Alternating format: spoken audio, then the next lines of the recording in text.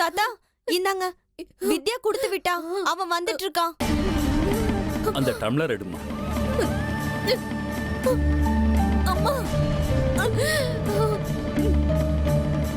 எழுந்துருமா.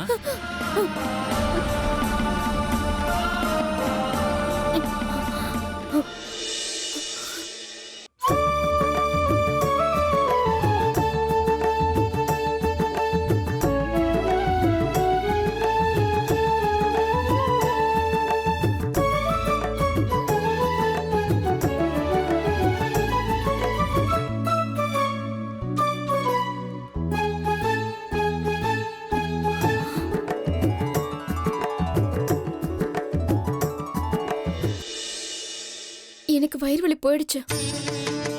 தாத்தா, இது என்ன அதிசயம்? ஆமா, ஸ்ரீசக்கர தீர்த்தத்துல அவ்வளவு சக்தி அடங்கி இருக்குமா. மூளை பாதிக்கப்பட்டவங்களுக்கு இது ஒரு அருமருந்தம்மா. சாப்பாடு இல்லாம தவிக்கிறவங்களுக்கு இது அன்னபூரணி மாதிரி அம்மா. அதே மாதிரி ஆரோக்கியம் கெட்டவங்களுக்கு இந்த ஸ்ரீசக்கர தீர்த்தம் சஞ்சீவினி. ஸ்ரீசக்கர தீர்த்தமே இந்த அளவு சக்தி வாய்ந்ததா இருக்கும் போது அந்த மகா ஸ்ரீசக்கரம் எந்த அளவுக்கு சக்தி வாய்ந்ததா இருக்கும்.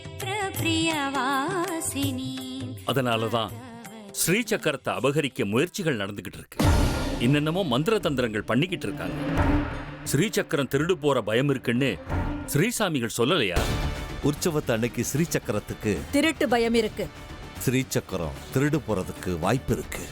ஸ்ரீசக்கரம் மேல வந்து உற்சவம் நடந்து சூரிய அஸ்தமனத்துக்கு முன்னாடி நல்லபடியா அதே இடத்துல சேர்ற வரைக்கும் எல்லாரும் எச்சரிக்கையா இருக்கணும். ஸ்ரீசக்கரத்தை ரொம்ப ஜாக்கிரதையா காப்பாத்தணும்.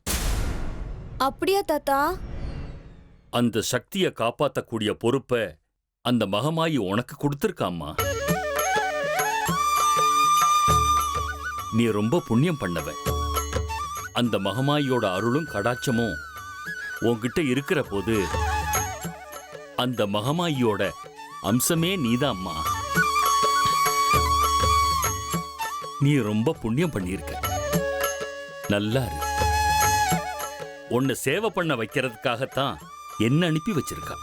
அப்படின்னா நானும் எவ்வளவோ புண்ணியம் பண்ணியிருக்கணும்.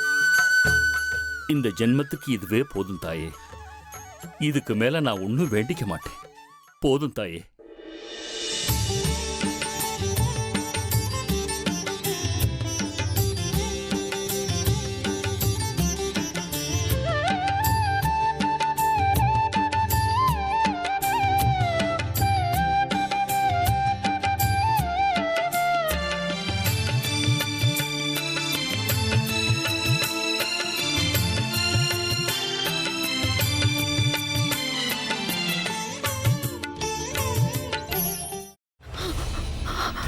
இதுக்கு மேல என்ன சொல்ல போற? சொல்றதுக்கு வேற ஏதாவது போய் இருந்தா சொல்லிடு. அவதான் ஏமாத்தி எல்லாத்தையும் என்கிட்ட இருந்து பறிச்சிட்டான்னு பார்த்தா நீயும் இப்ப அதே தான் பண்ணிருக்க. ஏன் ஆலியா, ஏன் இப்படி பண்ண? இந்த உலகத்துல பாட்டிக்கு அப்புறம் நான் யார் மேலேயாவது உயிரையே வச்சிருக்கேன்னா அது ஊ மேலதான் உனக்கு தெரியாதா? ஏன் இப்படி பண்ண ஆலியா? உனக்கு காசு பணம் அவ்வளவு முக்கியமா போயிடுச்சு. அதுக்காக நம்ம உறவை கூட மறந்துடுவியா?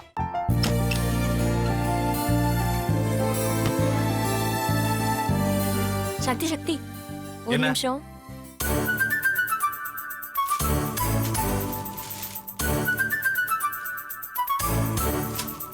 இந்தாங்க. என்ன இது? உங்களுக்கு பிடிச்ச பிராண்ட் செப்பல். இது என்ன நான் தலையில வச்சுட்டு தூங்கணுமா? சரி, அதை விடுங்க.